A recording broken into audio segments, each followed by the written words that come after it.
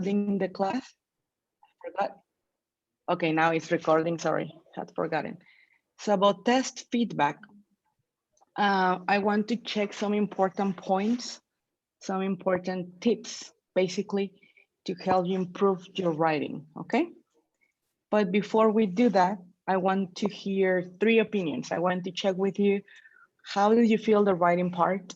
1 and number 2, if it was difficult, or what was the struggle with it? Okay, anybody who would like to share? Me, Gloria. One teacher. Gloria, please. Hello, good morning, everyone. The writing, as I said last session, the hard part for me is time, because sometimes it's really hard to keep on track, like the time. Sometimes I'm really absent-minded, so sometimes it's hard for me to use the time wisely. And I think it was easier, the second part, the restaurant review, because I think it's a topic that it's common, and it's easier to find the words or to think what to say. Okay, So I very think good. it made it easier than the one about the college facilities. Okay, very well. Anyone else?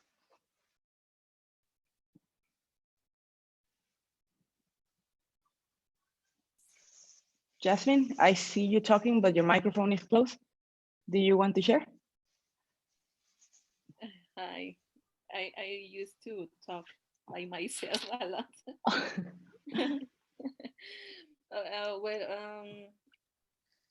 I think for the writing part, it's difficult for me because I had a lot of ideas in my head, but when I'm going to write it, I can order it. I don't know why it happens to me a lot, even when I speak. But I think I need to read more, maybe, or yeah, read. I think reading could be a good tool to learn how I I how to write better. Okay, okay, you're actually right. I was texting some of you because some asked me, so how can I improve? I think it was better. And I said, well, one of the things that helps you a lot with writing is reading, because the more we read is the more vocabulary we absorb, the more you build up the words, okay? Because there's like a bank of words that users of other languages normally use, and they normally employ in their writing. And if you check, I believe most of you agree that the second writing was easier. And actually, because I was checking everything you guys sent, some of you didn't send me the writing, so I couldn't, but the vast majority did way better in the second writing. So that means it's easier for us to write something that is more casual in a casual scenario. So what we have to do now is practice the other one more. If you don't have a lot of difficulties in the casual scenario, then we need to check what we do to reinforce the other one. And you are right, it's supposed to be harder because of different factors. One of the factors is the vocabulary we use, the grammar sentences we use, okay? Remember, you're aiming at getting a C1. So what the people who check the exams are going to observe is the vocabulary you use. So no use of phrasal verbs, and instead of using very, let's say, common words, they will want to see words that are a little bit more, more advanced or harder. They are not so common, okay? So they want to see that. They want to see the use of passive, the use of subjunctive, meaning higher tenses, grammatically speaking. So that is something I'm going to give you as feedback today, okay? I noticed some of you were using the word you a lot. So that is going to be one of my tips in the near future of this class, which is when you are talking informal writing or writing informal, sorry, we try to omit the second person because it sounds like an order or it sounds a little bit too direct. Remember that in formal language, with at least in English, we try to camouflage things with hedge language. So we try to avoid you a lot. So we will see what to do instead. We try to avoid phrasal verbs. I don't know if you knew this. And normally when we're learning English, teachers mention to use phrasal verbs, yes, but in formal writing, no, okay? So those are going to be part of the tips today. But before we start with the tips, I want to check and share with you some of the writings, okay, to give us or to give the majority of the group a better idea, okay? I didn't include the names of the people who wrote them, okay? But some of you will probably see your writings here, okay? For example, this is going to be for us to analyze the writing style. Let's start with the one on the right, okay? One thing I noticed is the majority didn't open the letter or the email explaining what you were going to do. Okay, so it's important to first mention, like this example, it says, I am writing in response to your letter. That is important. That is one of the things that people who evaluate the exam always check, that you answer the main question, okay? And the question was about the facilities. I don't know if the word was not understood, but some were talking about different things, programs, etc. But the question was about the facilities.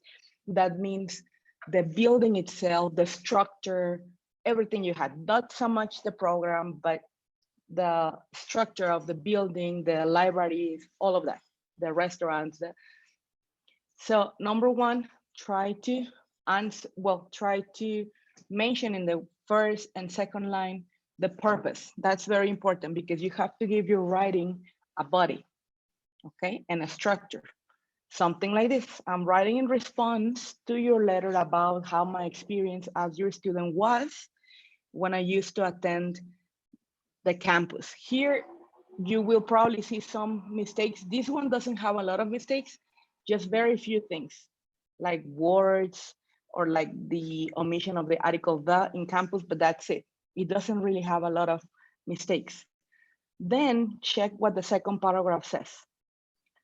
Firstly, that is very important because it makes me see, as an evaluator, it makes me see, okay, this is the first point and there's an order, first, second, third, or finally. That's important because those are your suggestions. Remember, the person was asking for suggestions. So firstly, I would like to talk about the accommodation. As you may know, I used to be a foreign student. Now accommodation has to do with the facilities because, as you know, in the United States, people stay in dorms, okay?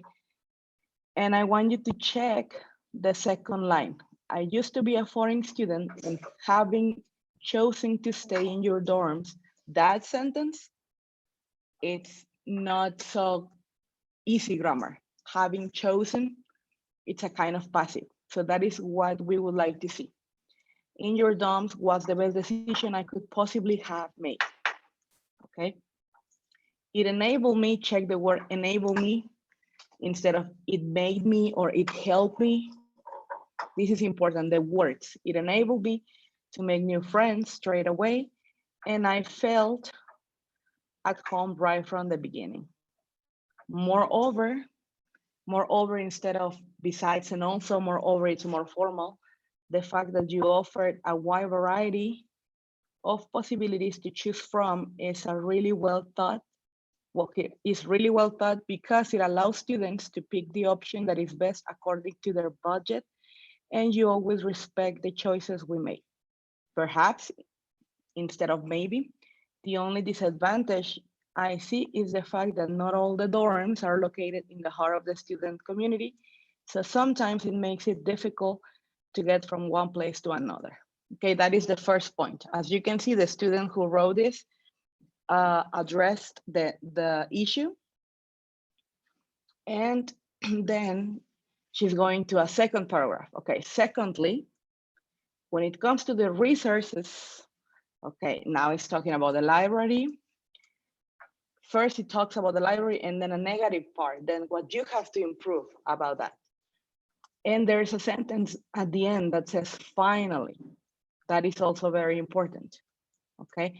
Check the word sorry, that is not very popular. Sometimes people use survey most of the times, okay? So the word life-changing decision, it's a good combination of noun and adjectives, etc. So as you can see, the use of words, the choice of words, the grammar used, it uses passives, it uses present perfect, perfect tenses. So it's not just in the basic tenses. That is a suggestion, something like this, okay? Now let's look at the restaurant review. When I was checking the restaurant review writings, something that the majority omitted was you are supposed to be writing for a magazine, okay? And you're supposed to be writing to give not just your opinion, but when people give their opinion about restaurants, normally they mention the location, where they are, the style. And some went directly to talk about service and food. But it's always a good advice to mention location, part of city, and the kind of restaurant it is, okay? For example, Armando, could you help us read this writing? The one that says macaroni grill. Yes, the restaurant is located in Satellite Mall, which is in the northern part of the city. It has a very contemporary yet cozy design. Each table has a unique Italian painting, which I find to be a nice and fancy touch. The personnel is kind of warm, and their attitude makes you feel like if you were visiting a friend's house, which takes your experience to a different level. Regarding to the food, it was heavenly and scrumptious meal. I had a fettuccine alla Da Vinci, and I couldn't have made a better decision. The pasta was perfectly cooked, and the sauce was the tastiest I ever had. Finally, we closed our evening with a delicious and really chocolatey brownie with real Italian vanilla gelato. Definitely, this place is worth the visit since it offers not top-notch yet affordable food. Okay, very good. As you can see, and this belongs to the same person who wrote the one on the right, as you can see, the style changes here. It's a little bit more casual, a little bit more relaxed. However, it is still formal enough for a C1. It talks about location, where it is located in the city, the kind of restaurant it is, a little bit, it mentions a little bit how the decoration is, then the personal, then the food. I wanted to share this with you so you see there's an order too in these kind of writings. So suggestion, talk about location, about the style of the restaurant, about decoration a little bit, then food or personal and drinks. Finally, you can close with your experience and that's it, okay? You maybe can notice some small mistakes here. Yes, because I'm projecting the versions I didn't correct. Okay, I didn't want to write all the corrections there, but this one has very few mistakes like capital letter in I and small details, all right? But just to give us a general idea. Let's analyze one more, okay? Here we have another one. Letty, can you please help us read this one? Sure. Have you tried homemade but traditional food? If you, oh, let me see. If you're a food lover and you want to try Mexican, Italian food, this cozy but varied restaurant seems to be a good option. This local restaurant located in the center of the village has a wide menu. Their options consider breakfast, brunches, meals, dinners, and buffets. Even though it's a relaxing place, they play musical all day long, from class jazz, RP, and classic music to modern rhythms. At the weekends, they also used to have karaoke after 6 p.m. So if you are looking for a friendly but amazing place, you may visit La Fumatori. Excellent. Okay, now check this style. It's a little bit different. This is, let's say, a little bit more friendly, and it starts with a question. Have you tried homemade but traditional food? In this kind of writings, yes, you can start with a question. Remember, it's a magazine. It goes directly to readers, to people who you want to share the same experience with you, okay? But even though it starts with a question, which makes it a little bit more or friendlier, it continues with the same structure I mentioned before. It mentions where it is located, their options they have, and what the person found. This one, as you can see, again, doesn't have a lot of mistakes, and it just mentions the experience. It doesn't deal a lot in details with the food and adjectives for the food. This one, it's giving you an idea of the restaurant itself, okay? Now, important, in some of the readings I was checking, the second ones, like this one, we didn't answer the main question. What was the main question or the purpose of this writing? It was to use, well, to give your opinion on a restaurant, but using linked adjectives. This one has a lot of linked adjectives. In some of your writings, I added a note. We were supposed to do this. Why? It doesn't mean the whole writing is wrong, but I want to get you used to that idea. If you don't answer during an exam, if you don't follow exactly the instructions, they give you less points. So it is important. If they say mention this, you go to that directly, okay? Here we have some more examples. The first one, I'm just using the introduction paragraph of a person of writing one, okay? To make you see again, as the one we analyzed first, you always have to mention why you are writing, okay? Let me see, Gloria, can you please read that paragraph? Yes. Yes, there, sir or madam. I'm writing to provide an overview of the current situation with regard to the facilities of the language school, as well as some suggestions to be considered to meet the academic and social necessities of these students. Okay, very good. Thank you, Gloria. So always start when they ask you to give suggestions or any formal writing, like the number one task on the test, start with that. That can be your introduction, and it gives structure to your writing, okay? Because if you go directly, we don't feel it has like a backbone, okay?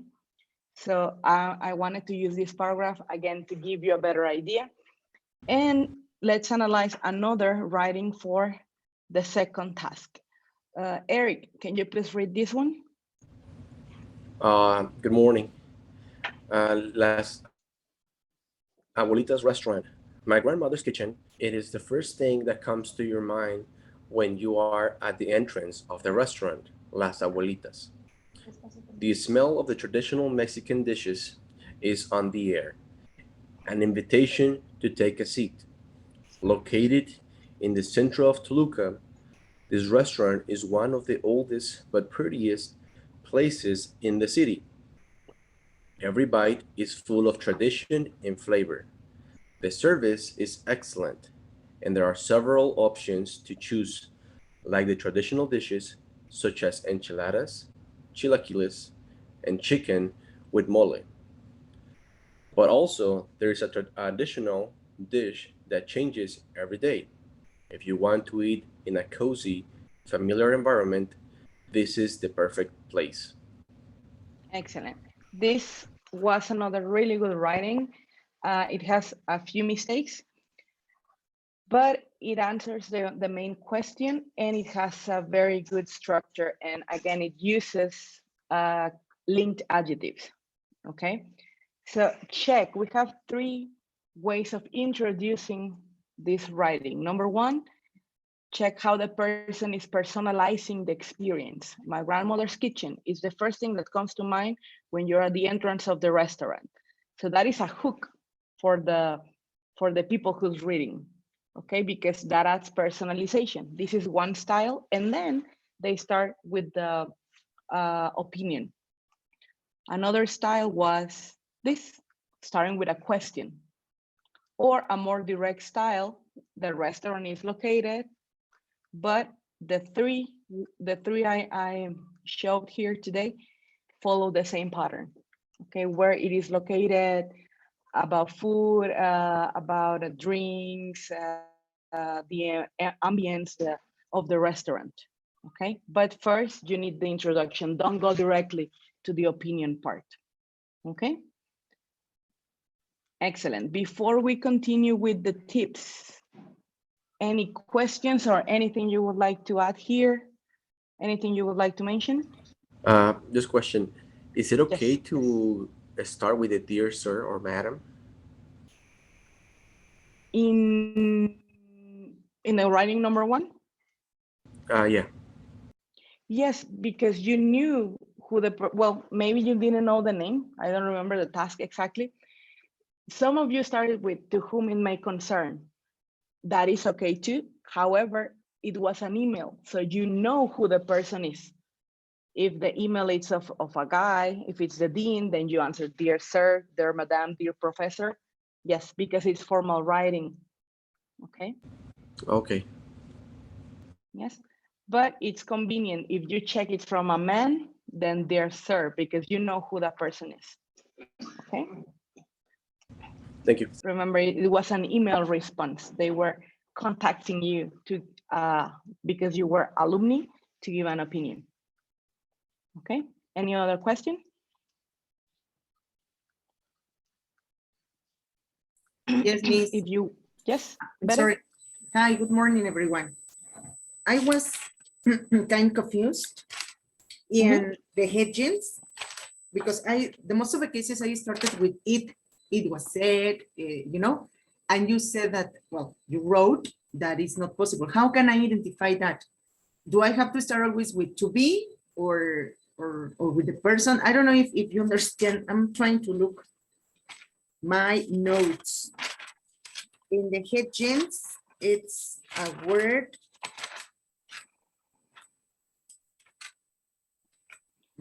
Let me see. You mean on the feedback I sent you? Yeah, I'm going to check it. Okay, let me look for your writing. Is it the writing part, Bere, or the grammar part? No, the reading is the writing, sorry. The writing. Let me look for yours. For example, I wrote, on the other hand, it might be suggested, and you said that use this expression when coming from someone else. So I can use it might be suggested. Let me open it. Give me a second. Oh, here it is. I think I have it here.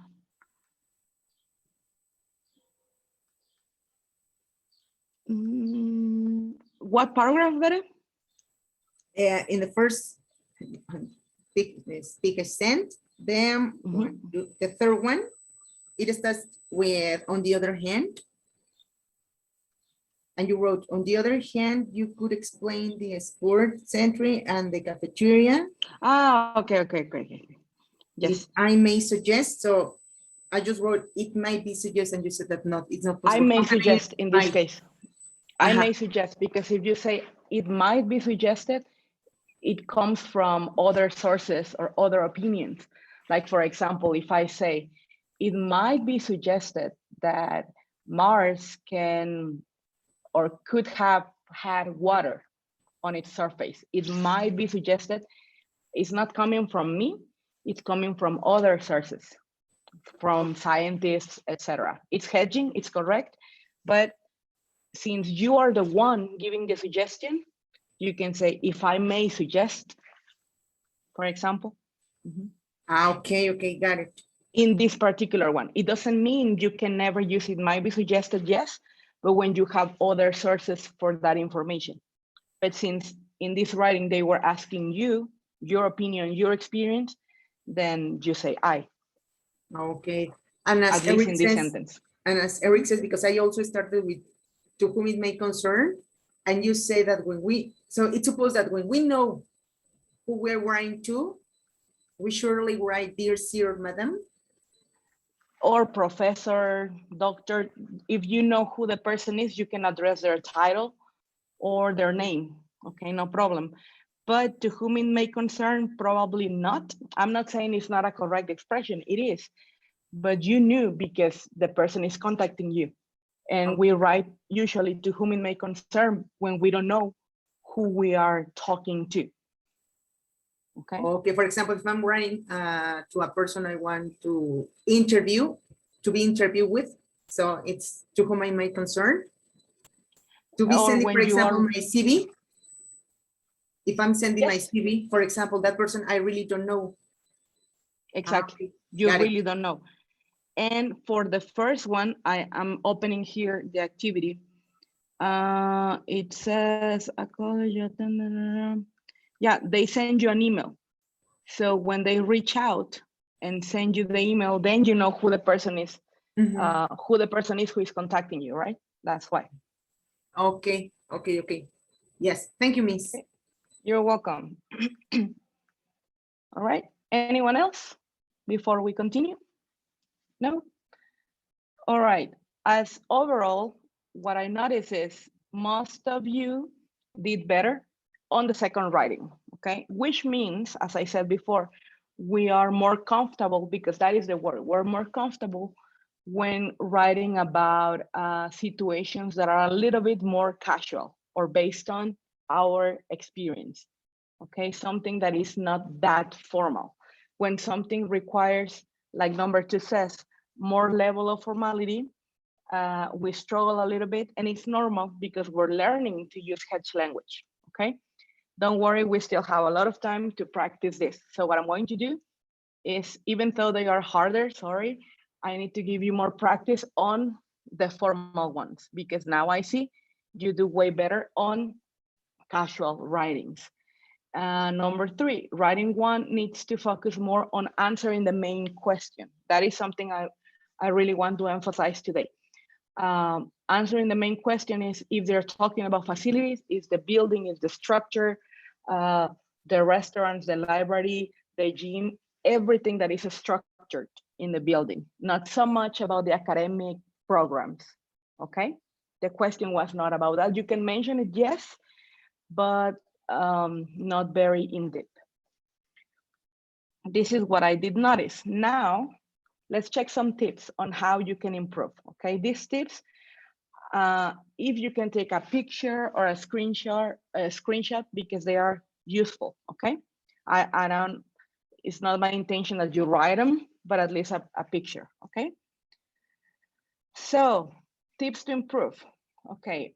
When you start a sentence, and this is based on many of the writings, okay? Not just on one person. Don't start a sentence with these words, okay? Don't start a sentence in formal writing. In casual writing or informal, yes. But in formal, don't start with and, also, but, so, or even so. Instead, try to use these words. In addition, however, hence, consequently, alternatively, nevertheless. In the next writing I give you, I really want to see you using more these connectors, okay? In addition, however, hence, consequently, these are words that we don't normally use a lot, okay? Most of the times we say and, also, but, so.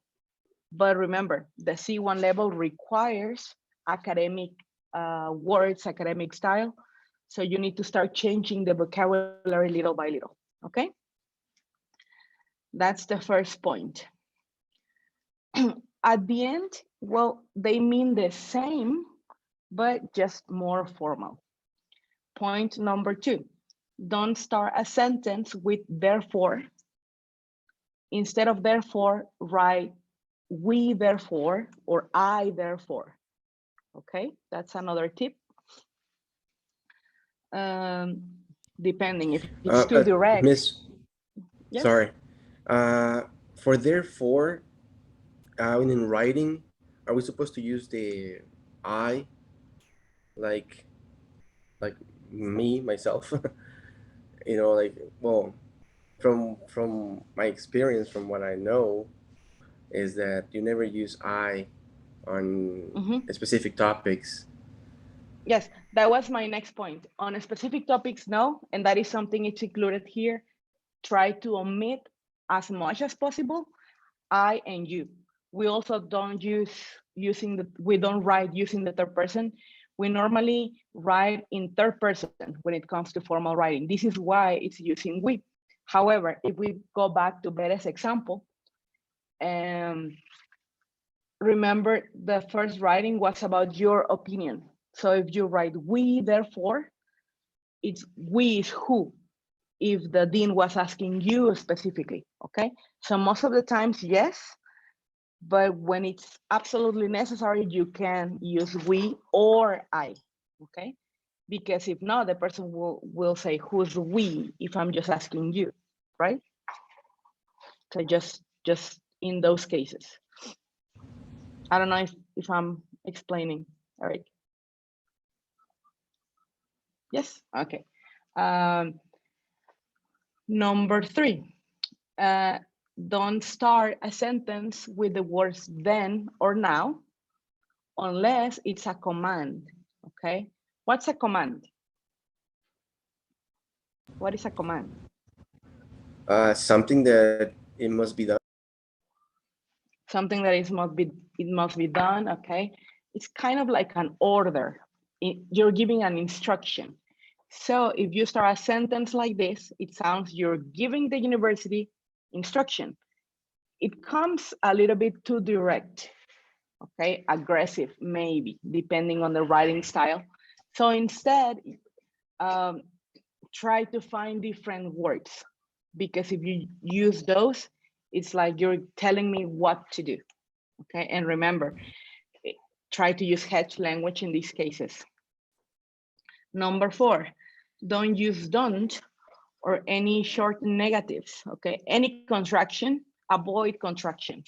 That's super important. No contractions, they don't exist in a dictionary, which makes them informal.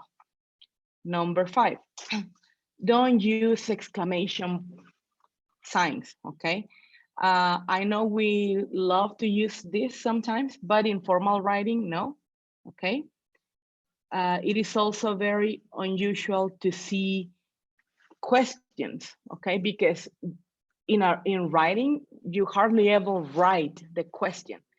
You can have indirect questions, and remember the indirect question doesn't have a question mark, okay? For example, what is an indirect question?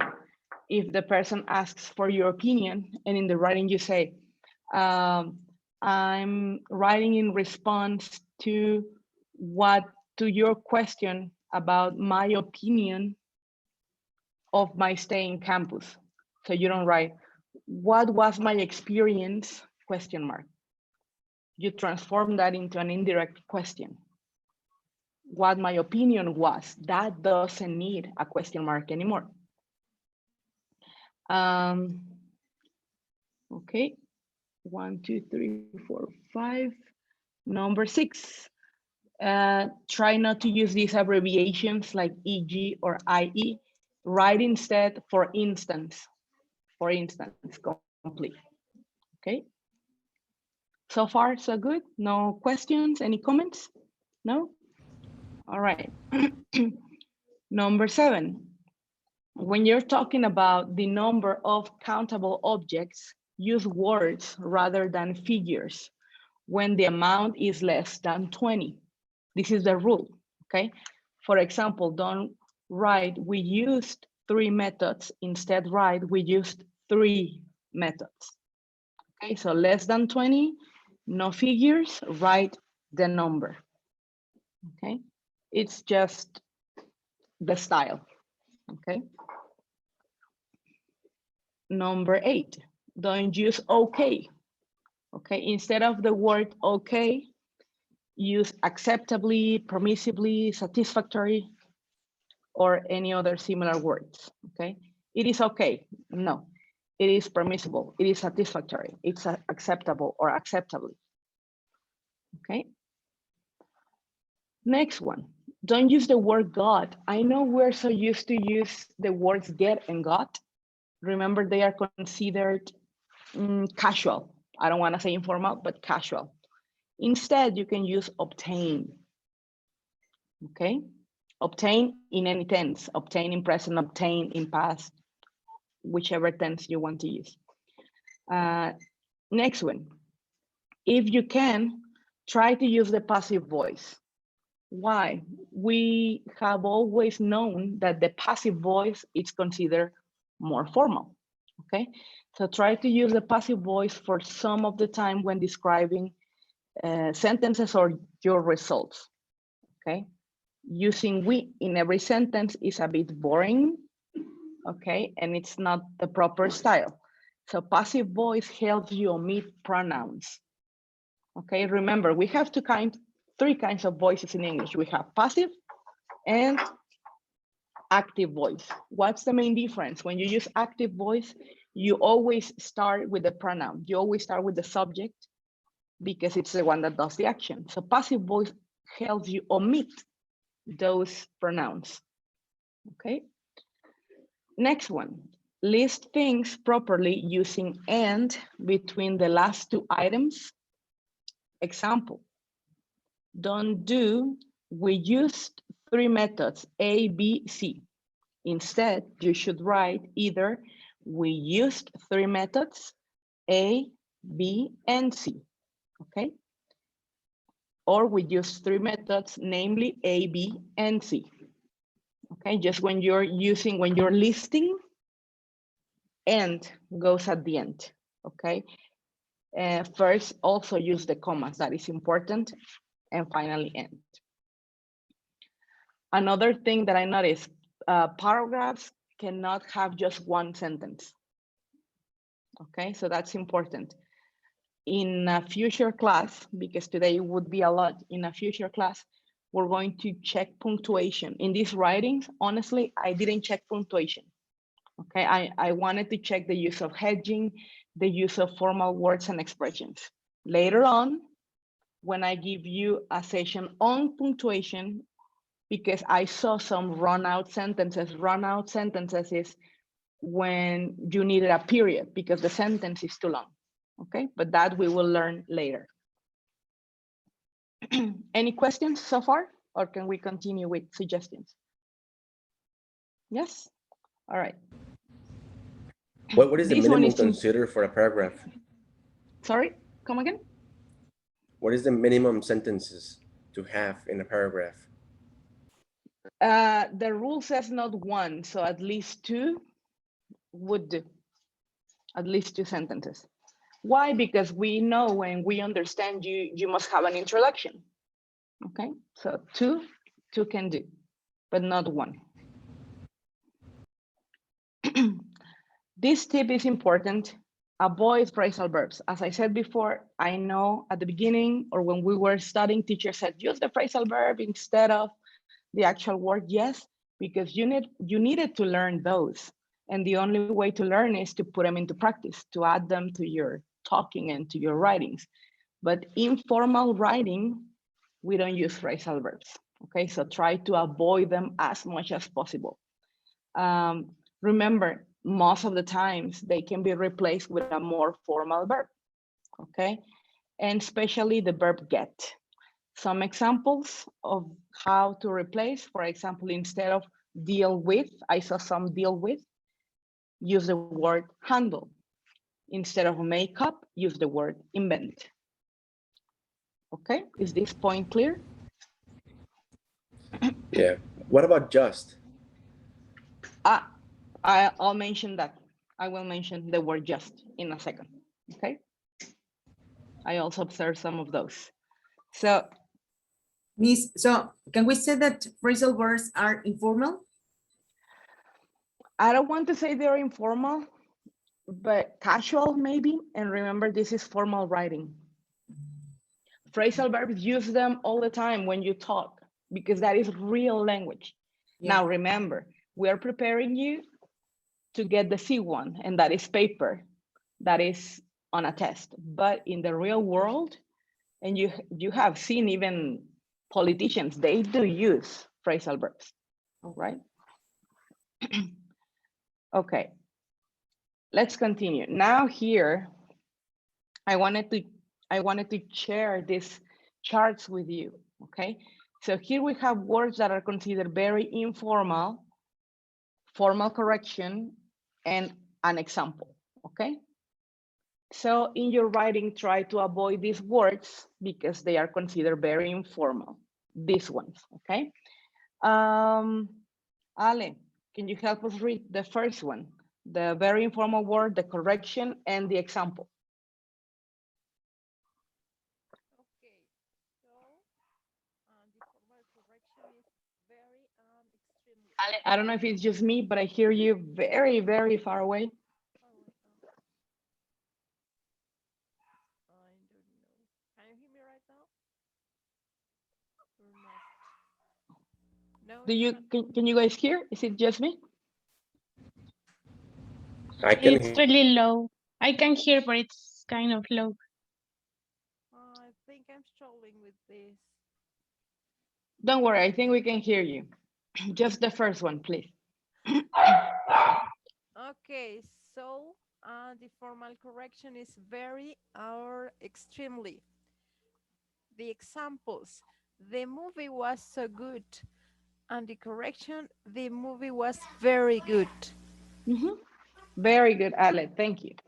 Instead of using the word so, which is considered very informal writing, at least, try to use very or extremely. Okay, there you have an example. Let me see. Cristobal, can you please read the number 2, the word just? Yes. Just, formal correction only, simply. Example, there are just 3 students today. And correction, there are only 3 students. So the formal correction of just would be only or simply, okay? Constanza, please read number 3. Way, very informal words. Wait a lot, lots. Formal correction, many, much. Example, he is very, sorry. He's way better than you. And the correction is he's much better than you. Exactly. Very good, Constanza. Thank you. Mildred, please read the next one.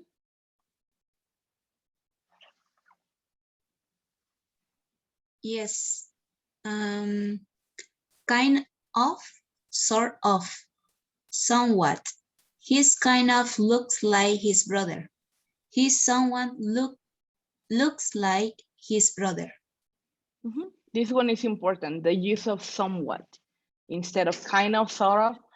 Those are very informal expressions. You can use them to speak and in informal writing when you're writing to your friends or in any kind of informal situation. But formal writing, use somewhat.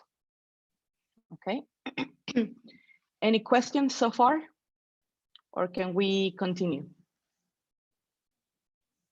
Can we continue? Yes, Miss. Yes, teacher. Yes. All right, these are the very informal words. The next one is informal, not very, but informal. Sorry, I omitted that part. Okay. Alma, can you read the first one, please?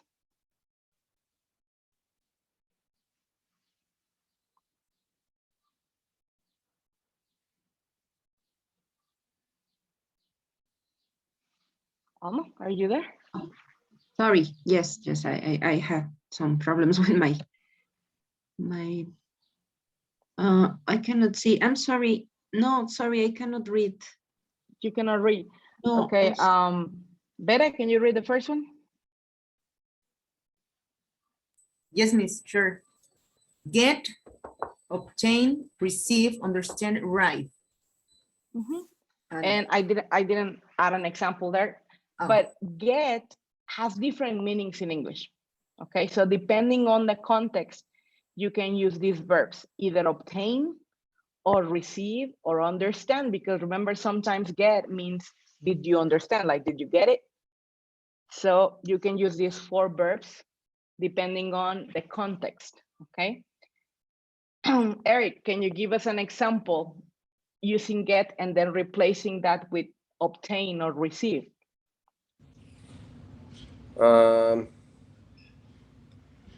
Did you get the package? The example, the correct version of it will be, did you receive the package? There you go. Perfect. Okay. So again, I'm not saying it's not correct to say, did you get? Yes, it is correct. Did you get the package? However, in formal writing, use another verb. Okay. May I continue? Gloria. Okay. Sorry, Gloria, can you read the next one, please? Yes, is of course, and you have clearly, evidently, and of course it had rained, and it had clearly rained. Thank you, Gloria. So instead of using words like of course, try clearly and evidently. And as you can see, they're using Hedge language there. It had clearly rained. Okay. Jasmine, next one.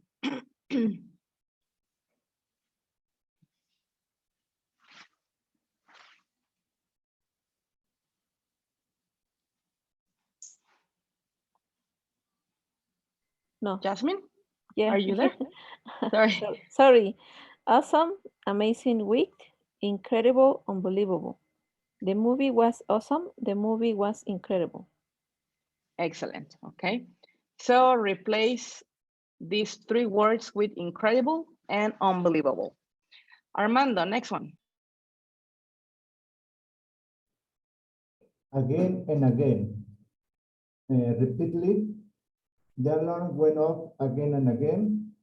The alarm sung repeatedly. Okay, check this example. Instead of went off, we are using a verb. Okay, instead of the phrasal verb, went off, we replace went off for sounded. And instead of again and again, repeatedly. Okay, see how it changes and now it's more formal. Letty, can you please read the next one? Sure. The whole day was run and the entire west was run. Excellent, very good. Who am I missing? Let me see. Okay, Jasmine, next one. Okay, it's all right, okay, acceptable, sufficient. Everything in the report is okay. Everything is the report. Everything is the report is sufficient. There you go. Okay. We are so used to use okay, but leave that for speaking English. Okay. Questions? Nope. All right. Let's continue. Now, these words are somewhat informal. Okay, not very informal, but somewhat. Okay, Armando, please start with the first one. Okay, yes. Informal kids, formal children. Correction, okay. There is no correction. There is no correction. Give us an example, Armando, using kids and one using children. Yes, my children are very kind. My kids are very kind. My children are very kind. There you go. Okay. So we are not saying the word is informal, but somewhat. It's preferred that you use the formal correction style, okay? Gloria, next one.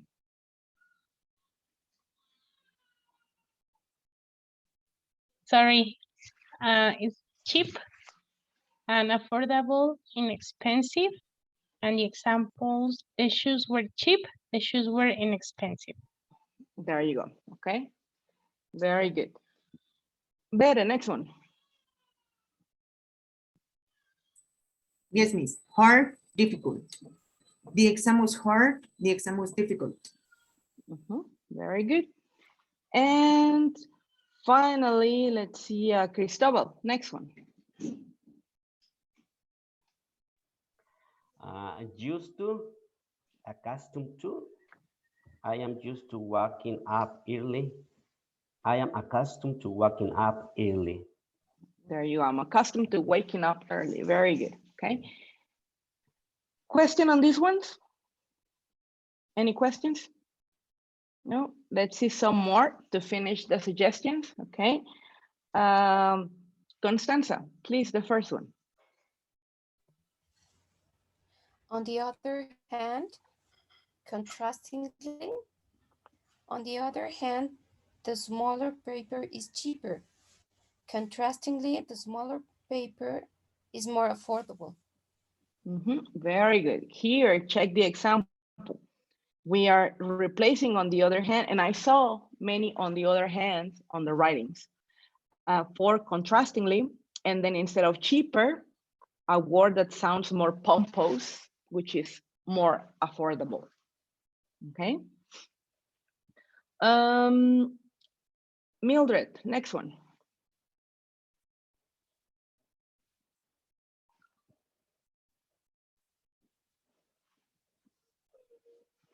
Okay, which one was? The second. The second. Got to and have to. Must and need to. I've got to finish my project. I need to finish. Very good. Okay, so change the got to and have to for must and need to. Eric, next one. Right and wrong, which is correct, incorrect. Example, every question on the exam was right. Every question on the exam was correct. Excellent. And pay special attention to the last one, because this is so common to make this small mistake. Okay, Letty? Ask, inquire. I want to ask you about your prices. I would like to inquire about your prices, I suppose. Yes, excellent, very good. So as you can see, what we're trying to do here is to make you use more pompous language, more formal language, okay? Instead of ask, inquire, okay? Instead of, on the other hand, contrastingly. It's not difficult, no, because at the end, it's just vocabulary, okay? And vocabulary, you can master it, you can memorize it. The important thing is to get it into your minds and start using it when the time is right, okay? In English, we have some word that is very special. It's called appropriacy. Appropriacy means to say what is right in the style that is right when the time or situation fits, okay? So you need to write depending on what they ask you. If it's formal, please try to use these words, okay? I know the suggestions are too many, but I believe it's the correct time, because in the future, when we have more writings, I really want to see, instead of on the other hand, contrastingly, instead of ask, inquire, because this is where you practice, and the more you practice, the more it becomes natural to you. I need this to become natural to you. So the day of the test, you are not asking yourself, what was the word? No, it will just come naturally, okay? You can even try and write, you know how sometimes we teachers recommend the students to keep a diary. You can even try to do this and imagine you are sharing this with the president. So writing in formal style, okay? Just for the sake of having more practice of writing. Remember, we teachers always say practice makes perfect. Well, this is the time in which now you have to practice writing more, okay? Any questions? Sure. Sure. Because with this, I want to close this first part of the class was just to review a little bit, to give you some sample ideas with the writings I shared, and then just tips for improving, okay? Many of you were asking me, how can I improve? And well, the answer is you have to use different vocabulary, okay? You have to, let's say, take it a step forward into the case or staircase of formality. That's all you have to do. It's not that the style, it's not that the grammar, no. This is the only thing. These are the only things you need, okay? More formal words, more formal structures, that's it, okay? So I hope this answers what, some of your questions. Sorry? Eric? So that's what level C is all about? It is all about that. And I can tell you that and confirm that because it's one of my jobs. Like I grade tests for, there's a test called DIME and there's one called EPT. I'm a consultant of different places and I get those tests. Sometimes I get the writings of TOEFL, sometimes I get the writings of Cambridge, and they train us to look for these words. So the difference for me between giving a student a B2 and a C1 is academic writing. That's the difference. I'm not saying the listening doesn't play an important role or the speaking, yes, they do. But most of the time the students are doing well and the writing part makes them obtain a B2, okay? So when we check the exams and when we check the writings, we look for these words and we say, well, it doesn't really have a lot of academic words, so it cannot get a C1. So please try to memorize this, okay? All right. Thank you. You're welcome. Anything else? Beta, you had a lot of questions regarding the writings. You wanted suggestions. Is this okay? What can I say, Miss? It's a joke. I really hate Yes. writings, totally. But you're right. I need a lot of practice on writings. But no, it's okay, Miss. I think I didn't. Just 2 questions that I asked you about the answers of the grammar. Then you remember? No, I don't remember. About conditionals, the first one, and the number 1. That you It's just, wrote I don't have answers. the test here exactly. Let me check what that is. No, but I think it's okay, Miss. Well, I'm not sure. Maybe it was a written mistake from you, or I don't know, because the sentence says, if you line your vegetables, you will live a healthier life. And you wrote 8, and I write it, and you said the answer was 8, which I don't agree because I think we have will, so it's with it. Just that one, and then that was another. That I told you that, wait, I have it here. Just to check if I was right or I had a mistake. Which one? Wait, I'm trying to send this. Yeah, in the first conditional, as I told you, and in the conditional 9. Let me look for the exam. If I were a rich man, a very large boat, and you sent something different from my answer. Let me open it. I have it here. The conditional part, right? Yep. Okay, just a sec. I'm looking for the one Arely shared. I think it's in the group. In the She answer, shared the whole exam. in the answer you sent us, you wrote if you ate. In which one?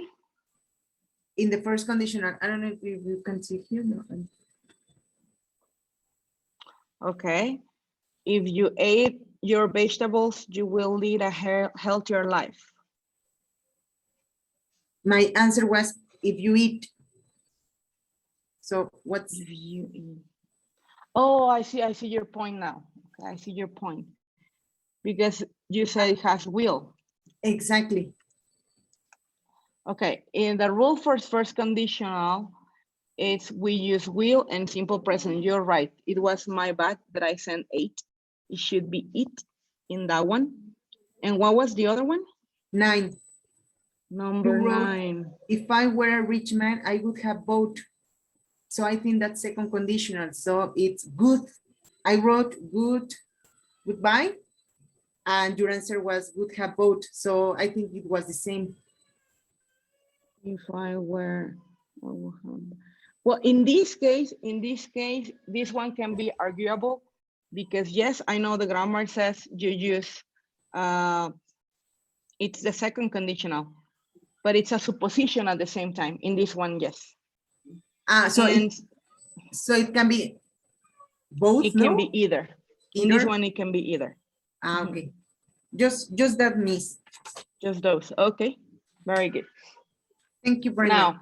And you're welcome. But about the writing part, because you wanted some tips, is that okay with these ones we had today?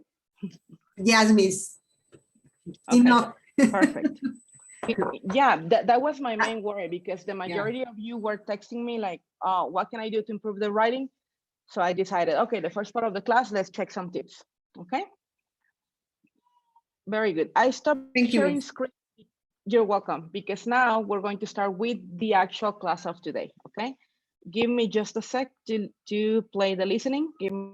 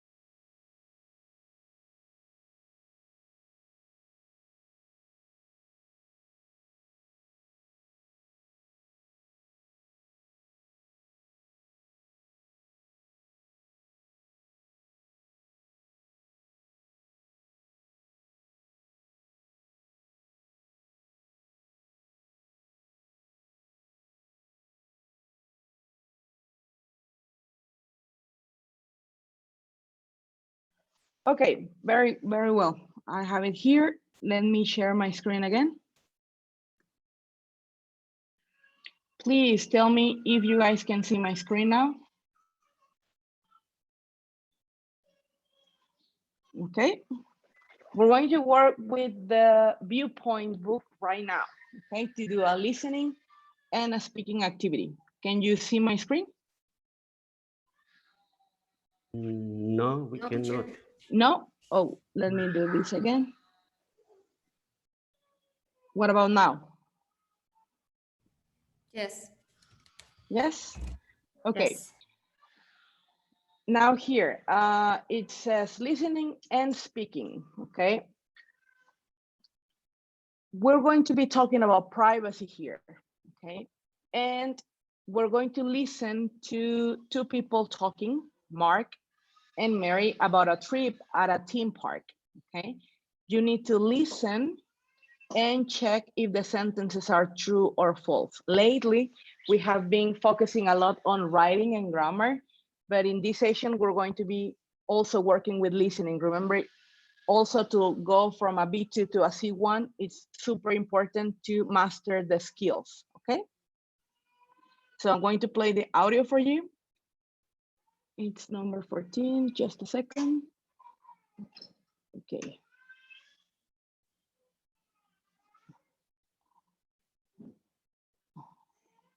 Do you listen? Oh, it's maybe because I have the headphones. Give me a second. Let me disconnect this.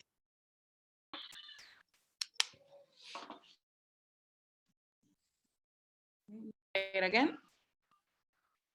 Page 21. 3. Listening and speaking. Privacy or convenience? B. Listen to Mark tell Mary about a trip to a theme park. Are the sentences true or false? Correct the false information. You know what drives me crazy? What? When you go to a store and they ask for all your personal information, and you know, you're just buying a t-shirt or something. I hate that too. I mean, I don't mind giving them my zip code, but nothing else. Me too. I just say no thank you when they ask for my phone number. It's too much. I know. We took the kids to a theme park last summer and I couldn't believe it. I mean, the kids were all excited and everything, and we spent an hour in line waiting to get into the place. And then, when we got to the front of the line, we found out you had to give your fingerprint or you couldn't get in. You're kidding. I'm not kidding. I wanted to walk right out of there. And I told them I didn't think it was right, you know, to ask someone for their fingerprint to get into a theme park. And the guy behind us in line was like, dude, just do it and stop holding up the line. Wow, I guess there are people happy to just do it. So what did you do? Well, my wife was like, we can't disappoint the kids. They've made a list of rides they want to go on, and they're so excited.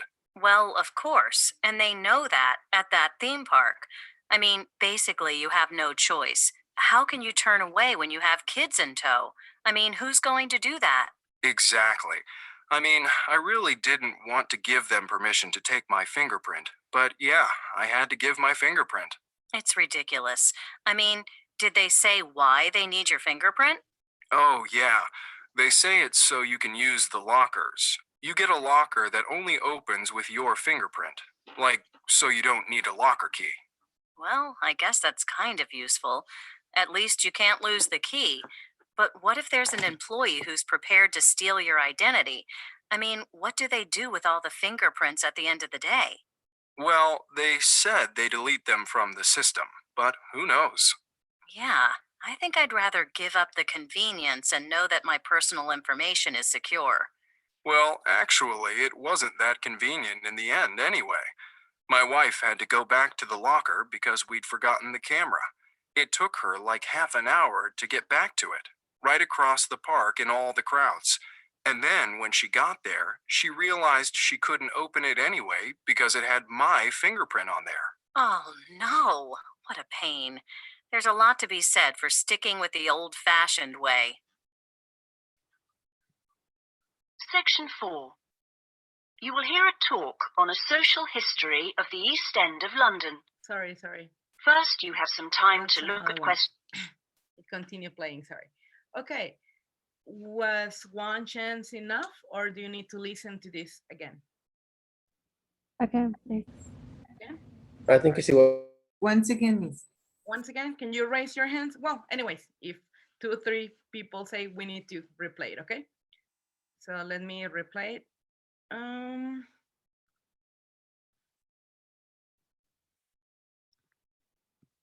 Just a sec.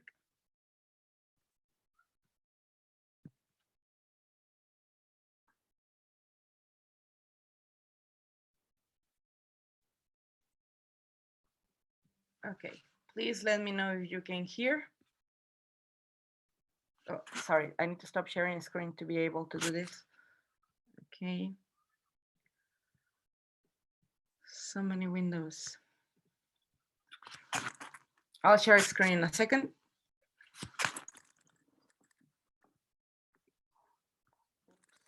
Won't let me go to my main. Okay, give me a sec, sorry. It won't open. Okay.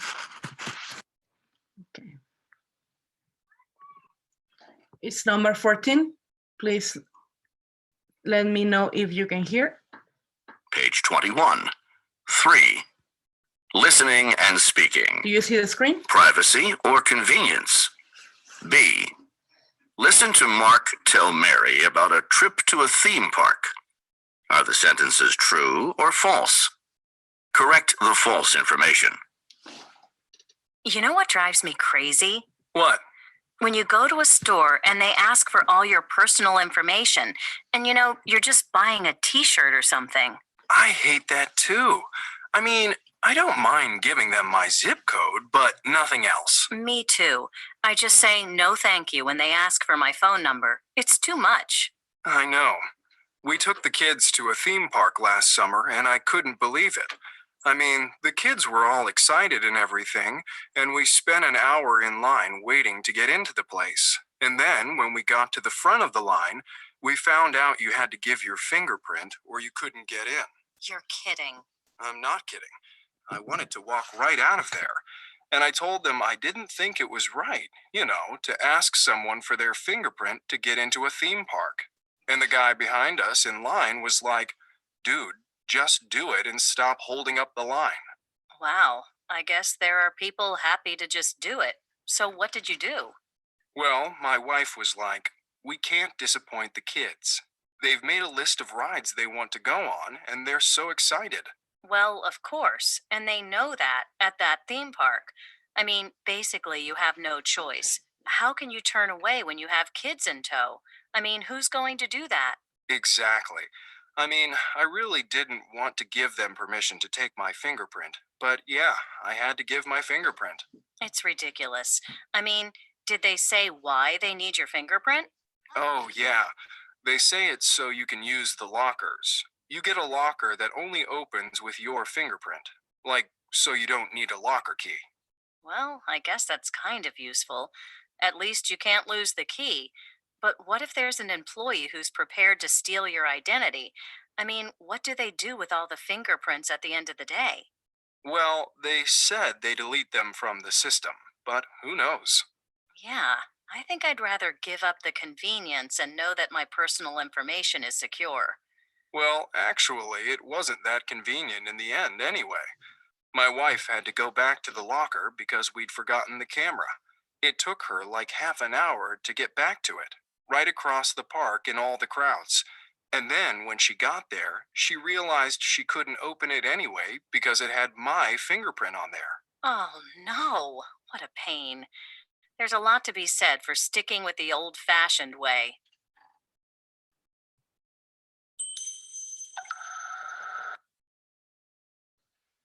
Excellent. Okay, so let's check, guys.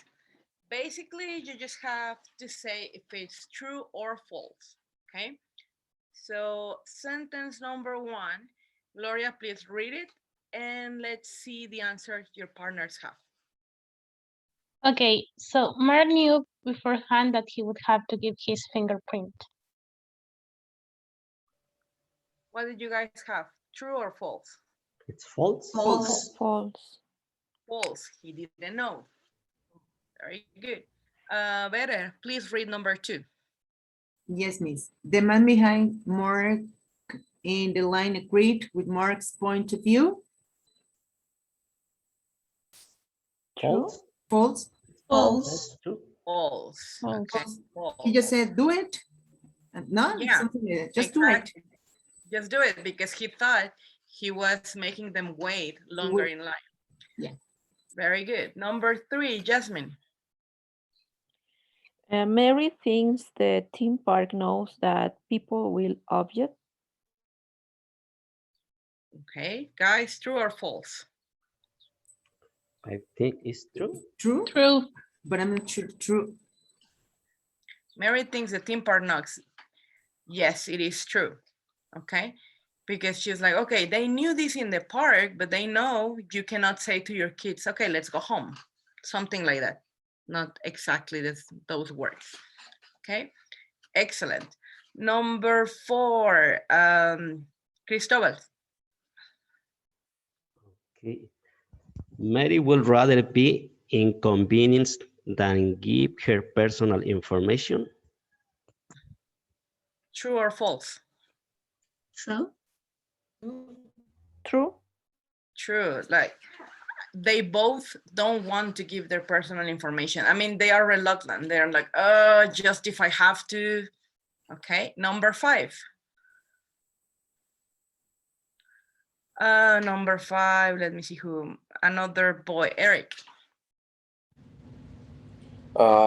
Mark's wife thought it was a convenient way of opening the lockers. Is false. False. It's false. Why? What happened to them? She had to walk half an hour across the theme park, and then she realized that it only opened with a fingerprint. In this case, her husband's. Husband's fingerprints. Exactly. So it might be convenient on some case because, well, sometimes we lost keys. That has happened to me during vacation trips, but inconvenient I mean, it has pros and cons. Okay, instead of doing pair work, let's discuss the final question amongst all of us. What do you think of this story? Okay, Letty, what do you think of Mark's story? And what would you have done in his position?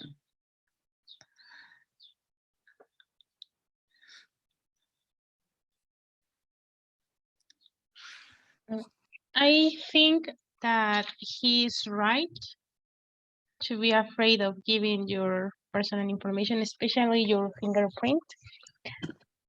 But I think nowadays we usually worry about it, but we don't realize that our fingerprint is already in the system because, you know, we use the phone. That is true. And in our phones, you have already provided a lot of personal information. It's like now when you, I don't know, what you are talking to someone and you say, I would like to go and visit Acapulco. And then you go and check your Facebook and you have some advertisement regarding to, if you want to go to Acapulco, you are like, oh, it's sorcery, it's brujeria. Now we say that, but now it's. What kind of witchcraft is this? Yeah, I know, but it's just because, you know, phones or your devices can't listen to say a word, or they detect what you are saying and then provide information related to what you say or what you usually look for. So I think it's kind of hard to keep your private information private nowadays. Exactly. Now, the question would be, what is private, right? Gloria's experience has happened to me. I don't know if it has happened to any of you, but yes, you're looking for a trip and then you get the suggestions all over Facebook and even on your phone and you're like, how is this possible? But it's, you know, I don't know much about computers, but I have one student that says even the devices you have are listening the whole time. That is what he believes, but he's a computer or systems engineer. And I am a fan of the Apple products. So I have HomePods in the living room, HomePods in the bedroom, HomePod in the studio. And he's like, why are you doing this, teacher? Did you know it's always listening, everything? And I'm like, I don't know if to believe it that is correct or not. So I'm like, can that really happen? But that's what he believes. that the HomePod or the Alexa or any speaker is always listening to what happens in the house. I'm not saying it's true, but well, Gloria has a point. Okay, anyone else? Eric, what do you think? Or Cristobal? Cristobal, you're so shy today. What do you think? What would you have done? Well, I think Max was right about making or complaining about the situation. In my case, I will have done the same. So I don't like to share my private information and less my fingerprint. So I don't know how to use well cell phones, and I'm always afraid that someone can steal my personal information. That's Or identity. identity. That happens too. That Yeah. happens too.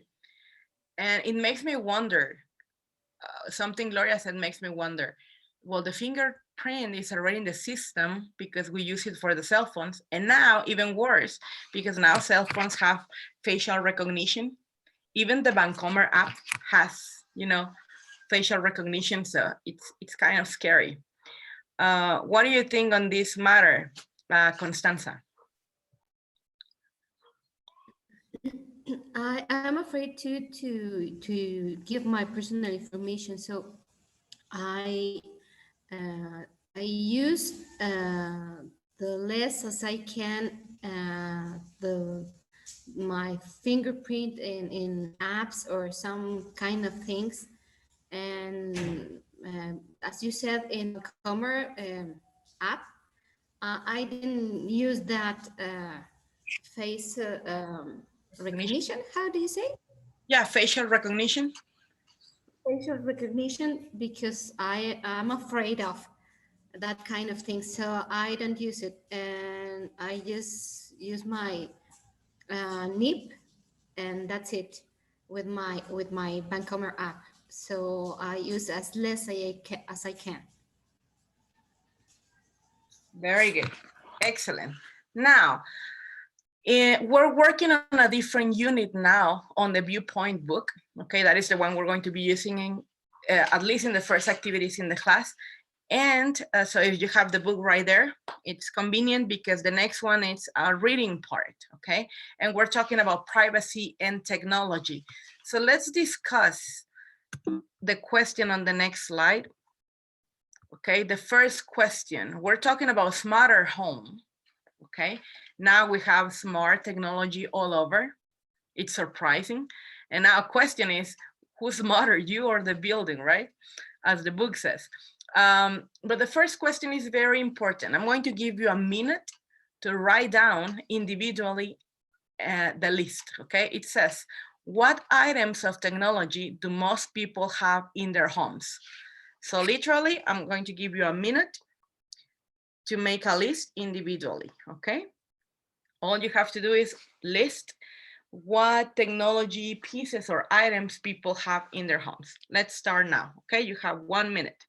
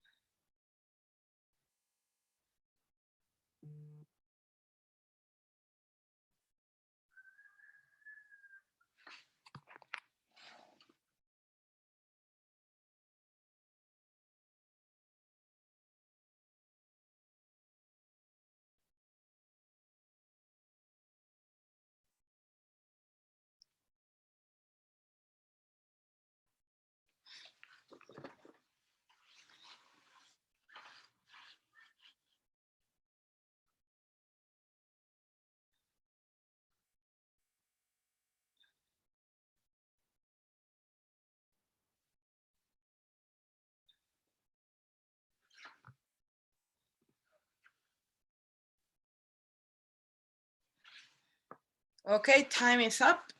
Okay, let's see what you wrote. Alma, are you with us? Are you having microphone issues? No, okay, yes. So Alma, can you please share your list? Yes, for example, computers, any kind of computers, laptops, iPads, your smartwatch, or your cell phone, no? Or even your cell phone, or the things maybe you can have in your kitchen, your stove, your fridge, all these devices, no, that are very technological nowadays, no? Or in some houses you can find, I don't know if I think this is considered also new technology, no? Solar panels, for example. Okay. No? Transform energy. Very good, exactly. Does any one of you live in Toluca? No? Yeah. Who? Betty. Betty, what happened to your solar panel 2 days ago? Same thing happened to mine. Oh my God. Yeah. It was hailing. I don't know if you guys saw that on the news. It was hailing horribly, like horribly. I have a solar panel with 20 tubes, 11 broke because of the hail. It was so huge, so huge. You didn't see this on the news? All of the streets were covered like in ice. It was black ice actually at the end of the day. It was crazy. The technology. In Reynosa, didn't hear anything of it. You didn't hear? Why? Only when they last week there was a huge storm last week over here in Nuevo Laredo, and it came down towards Reynosa, Rio Bravo, Matamoros, Monterrey, and that was it. It was like a week and a half ago. Yeah, the weather It didn't help. crazy. The weather's going crazy, and sometimes technology is amazing. I'm saving a lot of money in gas because of those solar panel technology. However, when it breaks, you have to just buy it all over again, which is crazy. Excellent. Okay, so Alma, please nominate someone to share their list. Okay. Jasmine.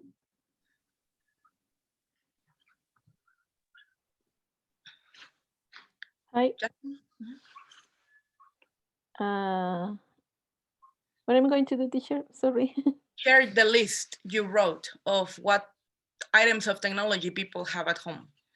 I almost have the same as Salma. Smart TV and the smart fridge. It's kind of weird that my fridge or the fridges have a screen to play music, and I don't know what they do, but I think this is kind of weird.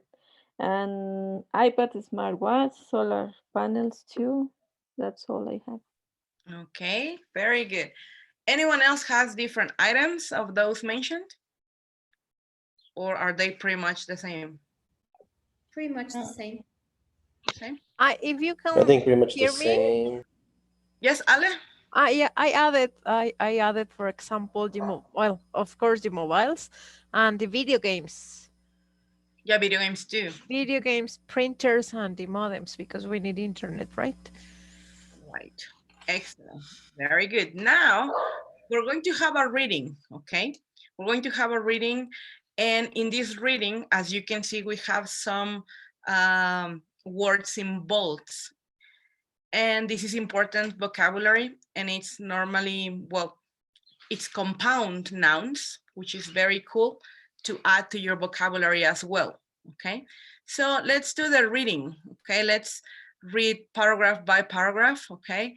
Let's start number 1 with Gloria, then paragraph 2, Cristobal, paragraph 3, Constanza, and paragraph 4, Mildred, okay?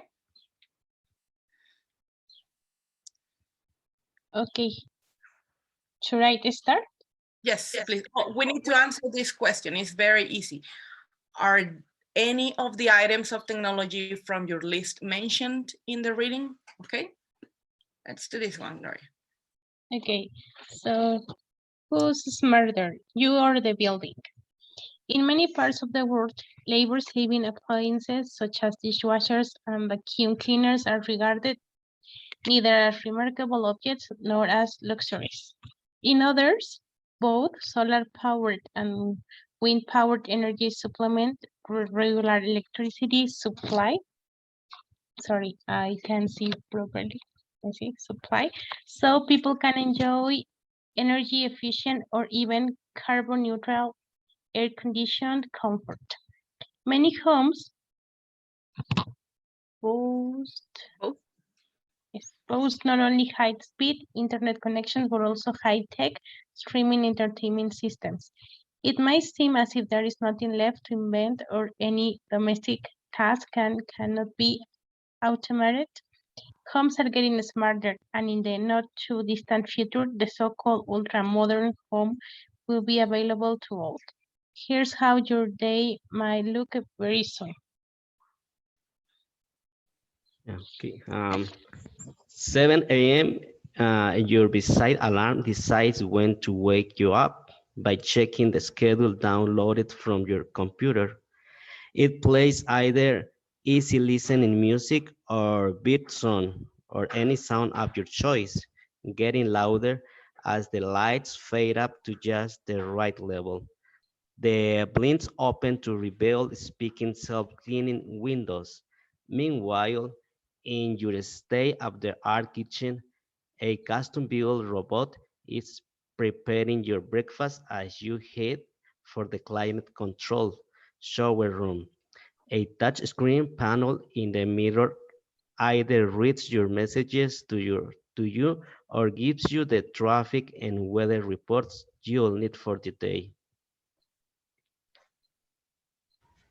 6:03 p.m. You said, I'm home as you get back from work.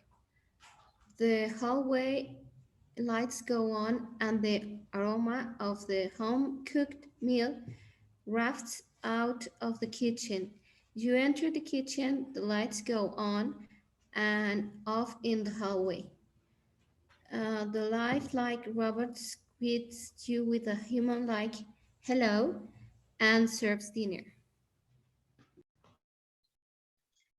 10:30. The computer control system takes over. It not only powers down the lights and the heating, but it also locks down the house and activates the security system. Everything is going well until you make a last-minute decision to go out to a late movie. Now, what was the top secret? Voice-activated code for overriding the whole smart operating system to unlock the front door. Excellent. Very good. So did you see any of the items on your list?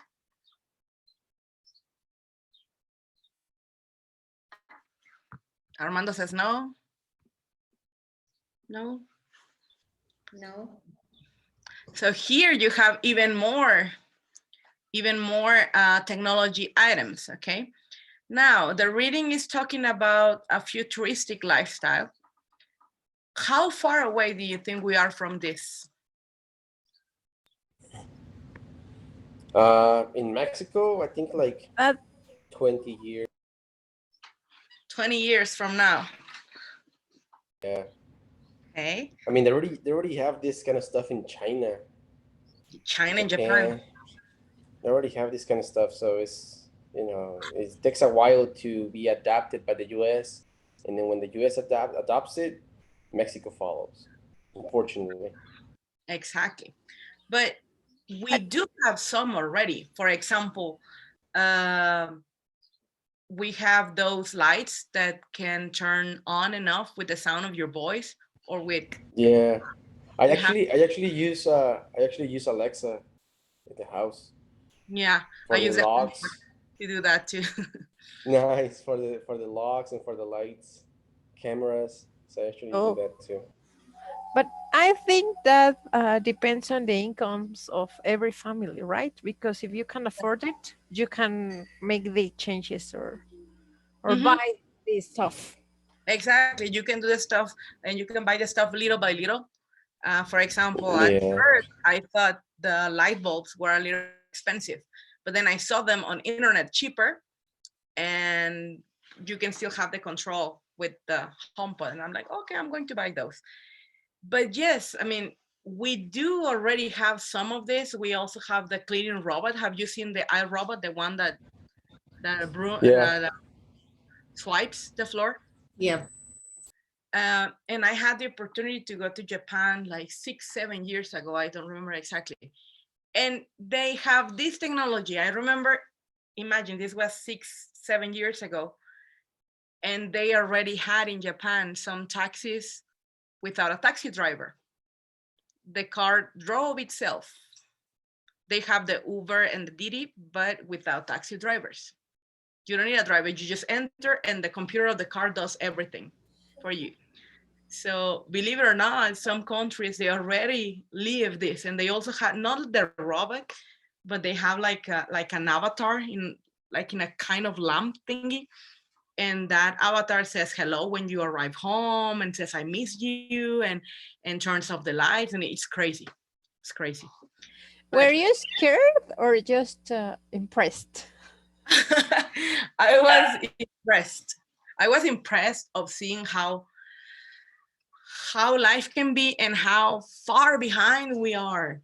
However, this thing that I'm mentioning about the taxis, I just heard last week, that this technology arrived to the United States. So taxis without taxi drivers. So it's coming to Mexico because, as you guys said, it arrives to the States and then to Mexico. But well, the thing with these Japanese people with the robots, that they are made for company because their lifestyle, right? They work a lot. They have a problem. Their mindset is about work and these habits they have, and they are alone, so they build this kind of robots. Exactly. yeah, like family or girlfriends or something like. Yeah, once I read an article about this man who married the robot, and I'm like, wow, that's crazy. That's a new age. But yes, you're right, Ale. They do it for company.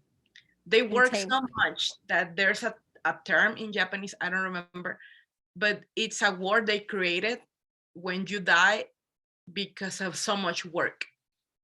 And they say that people drop dead on the streets because the stress is so much, they just walk and they die. Or on the subway, it's crazy. Very good. So we're going to be talking about this, more buildings, technology, how much is too much, all right? But very important, and something that I want to check with you is the nouns we have here, okay? As you can see, they are joined by a hyphen, okay? We have different kinds of compound nouns. When you have noun and noun adjective, noun verb, etc. And here we see different examples of this. So let's try to find the definition of these nouns, okay? What would you say is labor saving appliances? That it Like saves you work. Okay. Bere, you were saying? Yeah, I like housework. Very good. So they do the labors of home for you, okay? Example, if you go to Costco, you can buy the iRobot, and now they sweep and mop the floor for you, which is amazing. I have one of those. I love it. And you just program it and it does the whole house. It's beautiful. Really? I need 3 of them. I love it. Jesus, I need that. But the first thing that came to Mexico was like the iron, the Toby, the air, like the one they use in the malls. Yeah, iron the clothes, right? Yeah, that was the first thing we said, oh my God, this is huge. And everybody wanted to have it. Yes, I know. And I saw the one that sweeps the floor in Japan. I'm like, oh, I was so happy when I arrived to Mexico. All right, very good. One thing that is surprising to me, is that the solar panels. I never heard of that here in Mexico, like at all. I thought it was like something out of the country, out of the reach of the country technology. But now that you mentioned that before, I was like, what? because where I live, like in my state, like I went to Guadalajara, I went to Monterrey, and different states, and I never seen any solar panels. I Really? even went to the Mexico City. I never saw any panels. And now that you mention it, I was like, what? Is that new? Or is that something? Well, I have those, the solar panel for electricity. I've seen it, and it's like a small plant of electricity. I've seen this at Costco, expensive, of course. I don't have one of those, but I have the solar panel tubes for the heating, for heating the water, in saving up in boiler and all of that. And those were really hurt badly with the hailing. And I believe some years ago they arrived and they were super expensive, but now they are more affordable because everybody uses those. But you got them at, where do you got them at? I just looked for somebody in Facebook, and they went and installed them home. Oh, that's cool. Yeah, I'm always looking in Thanks for the Facebook. tip. You find people. Thanks for the tip. Yeah, but it's not as common as we can, in other countries, the solar panels are not as common because there's a policy in Mexico. I didn't know there's a policy. Yeah, there's a policy in Mexico that we need to buy for the electricity and some things. There are many interests there. All right, very good. So solar powder, wine powder energy. What does that mean, Bere?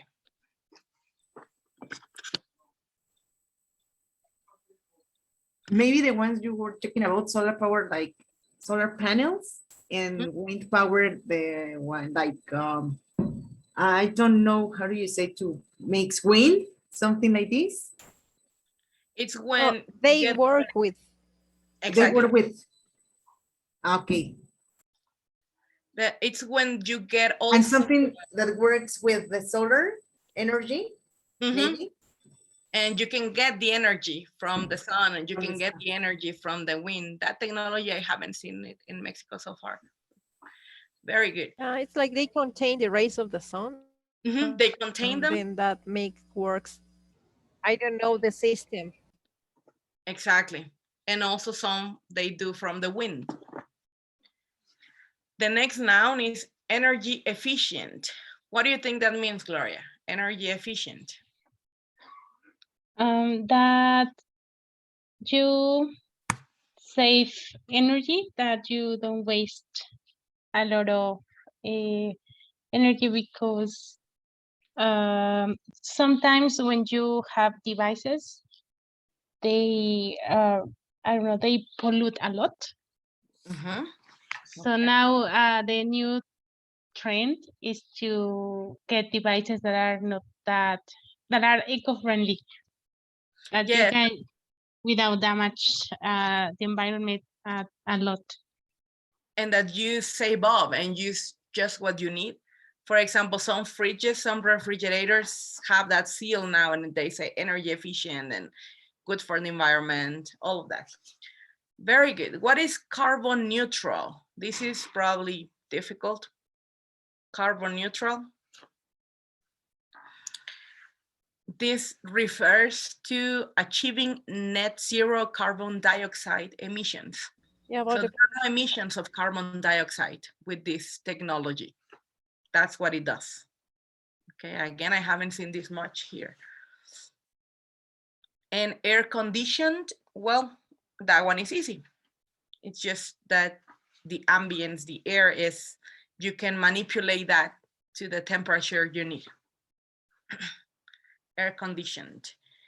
Okay, high speed. What is high speed, Jasmine? Probably talks about the speed of to obtain something like the internet and Exactly. So high speed is probably what we say here, banda ancha. High speed means how fast the waves of the internet can travel, and so how fast you can upload and download things. Okay, high tech. What is high tech, Ale? Well, the top of technology. Okay, top-notch technology, very good. What do we understand, Mildred, by self-cleaning? The next compound noun, self-cleaning. Okay, here self-cleaning to those devices that focus on cleaning the house. For example, I have seen some K-drama where it is used a device that is on the floor and is cleaning all the time because it's running over the house. Yes, that's the one I'm telling you, you can find at Costco. It's called the iRobot. It's beautiful. And very good explanation. So self-cleaning windows in this case, and the paragraph means windows that would clean themselves without you actually doing the job. Okay, next noun would be custom built. What is custom built, Eric?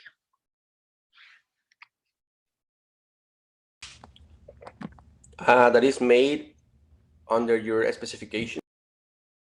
Exactly. You customize it to your needs. Okay, they're talking about a robot here. Okay, I need breakfast by this time. I need the house clean by this time. When I arrive at 8 p.m. to say welcome home, etc. Whenever something is custom built, it's built according to your specific needs. Okay, climate controlled. What is that, Armando? What do you understand by that? Something that controls the climate in your house. Very good.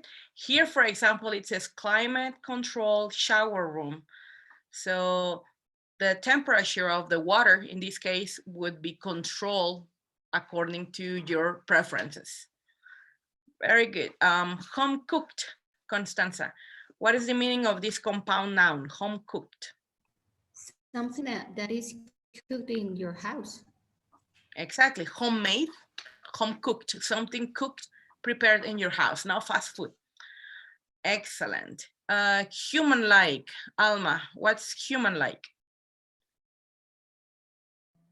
In this case, they are talking about, it says a robot greets you with a human-like hello. It refers to something that human do, no? Attitudes like humans. Exactly, behaviors and attitudes as humans. So human-like, similar to human. Very good. Letty, computer controlled.